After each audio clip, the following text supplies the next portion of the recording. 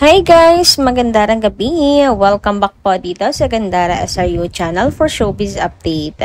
Andito na naman nga po akong muli, nagbabalik. Ang nagmamaganda ninyo kachismosang Kim Pao, wala na nga pong iba si Gandara upang maghatid sa inyo ng latest update and fresh happenings patungkol kina Kim Chiu and Paolo Avellino.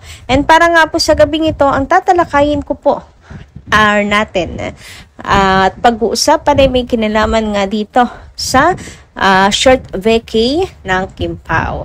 So may extended vacation sila Kim and Paolo, kaya muli kaya sa ngayon ay maglalaho po muna ang Kim Pao. Ano? Yung iba excited na kasi makita ulit ang pagbabalik ni Kim Chiu sa Showtime. Ayan, ang matapos po ang taping ng The Alibay para mapalabas na. Excited kasi ang lahat no? Pero laho po muna sila ngayon. Pero bago pong lahat, sa mga hindi pa nakaka-subscribe dito sa ating channel, maaari lamang na pindutin po ninyo ang subscribe button natin at notification bell na nariyan po sa baba para maging updated po kayo at ma-notify tuwing may bago po akong chika at balita hinggil sa Kim Pao. Basta po mga balita na may kinalaman kina Kim Chiu and Paolo Avellino, sagot na natin yan. So, simulan nga po muna natin ang atin pong usapan sa mga komento ng ilan nating mga Kim Pao. Bilang pasasalamat ko sa inyong walang sawang pagtutok, pagsubaybay sa atin po, gabi-gabi. And syempre lang higit sa pagmamahal po ninyo sa Kim Pao. So, naman ang comment mula po kay Madam Edita na doon sa Magandarang Gabi. Ang sabi niya rito, shout out, Gandara.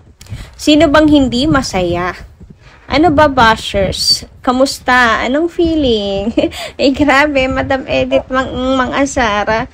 Pero gusto ko yan. Ano daw po feeling, mga bashers? Inggit na naman.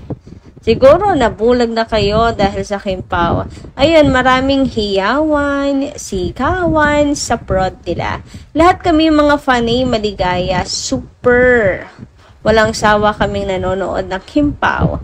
Grabe, kinikilig ang lahat. Yung problema ni Kim ay medyo nawala dahil sa pag-comfort ni Pao at sa mami ni Pao. Ayon sa mga sources, nagalit si Pao sa mga taong nanglait kay Kimi, lalo na pag umiiyak si Kimi. Mahal talaga ni Pao si Kimi always. Always niya tong pinoprotektahan.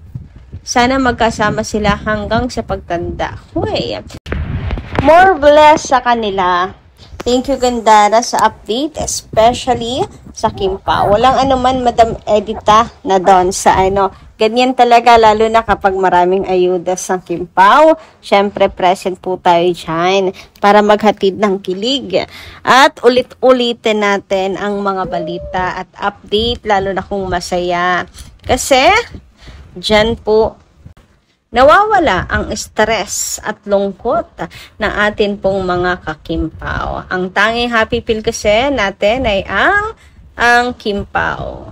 Anyway, sabi naman dito ni Ma'am Lat and Home Hunter, shout out din po sa inyo at magandarang gabi pa ako sa gabi. Charat. Miss Gandara, ang puso ni Paolo ay hindi pwedeng diktahan kung kanino niya ibibigay ang puso niya. Kung gusto niyan talaga si Jay, wala naman talagang magagawa si Kim kay Paolo kung hindi siya type nito. Kahit maglupasay pa si Kim kay Paolo, kung hindi siya masikmura nito, sayang lang ang pagod niya. Babalik at babalik talaga siya kay Jay. Kaya lang, hindi niya rin masikmura si Jay. Kaya ang hinahanap ng puso niya si Kim. Doon, masayang-masaya siya at buong pagkatao ni Paolo. Kasi ang utak natin at puso ay nag-uusap yan. Kailangan magkaisa sila sa gusto nila. Kaya match na match ang Kim Pao. Nahanap nila ang mga sarili nila. Ayan na, sobrang saya nila. Talagang ang soulmate ay pinag-isang dibdib pa ni God. God bless you both. Take care always and have a good birthday. So, tungkol dito sa puso at isip, dapat hindi konektado. Hindi lang konektado, dapat iisa lang, nag-uusap. Totoo yan. Kaya nga guys, pag hindi magkasundo ang isip at puso, wala pong katahimikan. Asahan ninyo, walang patutunguhan, walang magandang patutunguhan. Kumbaga, salawahan. Kumbaga, parang halimbawa, pag aalis ka, parang gusto mong umalis pero may pumipigil sa'yo, may nangyayari minsan hindi maganda, kaya pala pinipigilan ka, 'di ba? Mga ganong bagay. Kaya pala nag-aalangan ka, ganon. Wala talaga nangyayaring maganda kapag hindi magkasundo ang isip at puso. Example lang naman 'yun po ha. Pero yun nga, pagdating sa pag-ibig naman, pag hindi magkasundo ang isip at puso, sigurado 'yan. Isa lang ang kababagsakan po niyan. Hindi po forever, ha? Yan. Pero kapag magkaisa ang isip at puso, asahan nyo, forever po ang patutunguhan yan. Mas masarap po kasi, pati sa pakiramdam, alam mong buong-buo ka, at the same time, hindi ka nangangamba. Kasi, magkasundo ang isip at puso mo, kagustuhan mo talaga. And ngayon, ganyan po si Paolo Avellino. Talagang dapat buo siya. Buong buo. Kagaya kay Kim. Talagang buong buo ang kanyang pagmamahal rito. Hoy! Samantala, ayon naman kay Roseville Roseville Reate. Magandang gabi.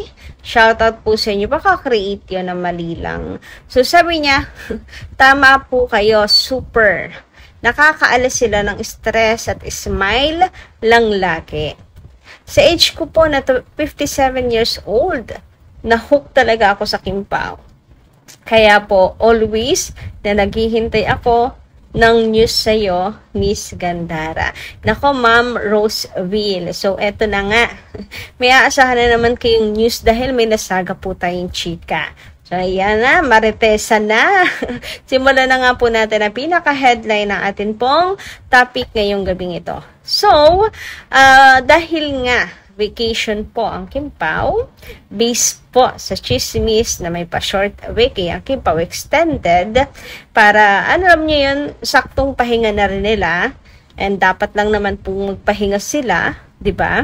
Sa mga nag-aabang po kina Kim and Paolo, lalong higit po kay Kim sa Showtime, ayan, tiis-tiis po muna tayo sa mga hindi na makahantay na matapos ang taping upang sa ganon ay mapanood na gabi-gabi ang The Alibay at meron ng gabi-gabing masubaybayan, papag-usapan.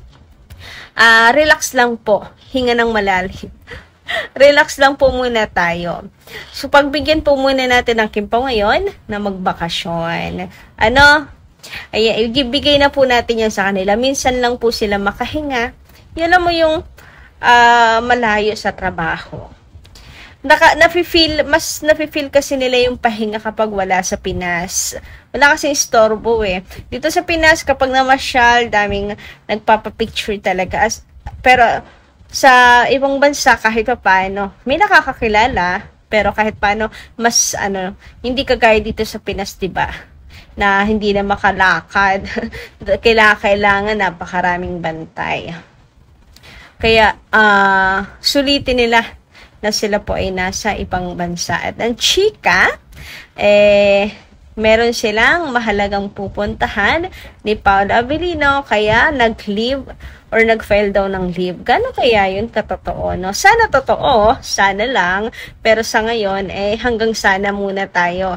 Sana talaga mangyari na may short vacay or pag-leave ang Kim Pao. Kung maaari, 2 weeks nila para matagal-tagal. Ewan ko na lang kung kaya ni Kim Chu, kasi alam niyo, napaka-workaholic niyan.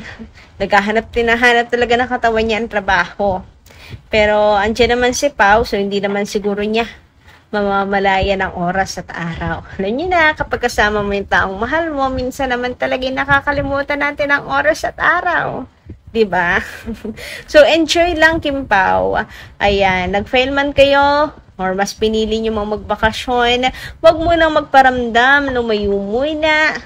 Yan, solohin mo ng isa't isa, walang problema. Kami makapag-aantay. Hoy! Grabe nga yun. So, what do you think, guys? Saan ang tungo ng Kim Pao? Paki-comment ka lang po dyan sa baba. And hanggang dito lang muna ating update. Thank you so much, guys, sa inyong pakikinig. Kita-kits muna tayo sa mga susunod nating chikas. Marami pong salamat.